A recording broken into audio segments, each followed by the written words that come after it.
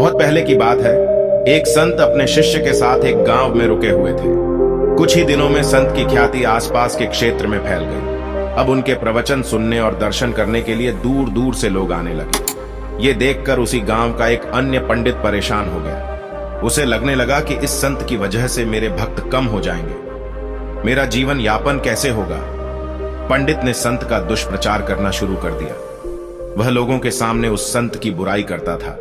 एक दिन संत के शिष्य को ये सारी बातें मालूम हुई तो उसे बहुत गुस्सा आया। वह तुरंत ही अपने गुरु के पास पहुंचा और पूरी बात बताई। संत ने शिष्य की बातें सुनी और कहा कि उसे छोड़ो।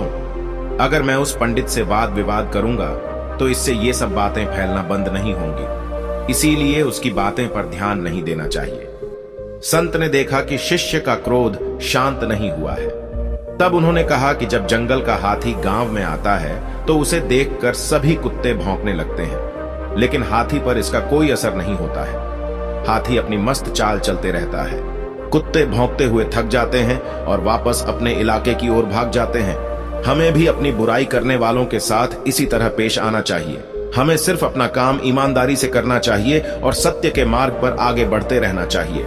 हमारे अच्छे काम ही ऐसे लोगों का मुंह बंद कर सकते हैं।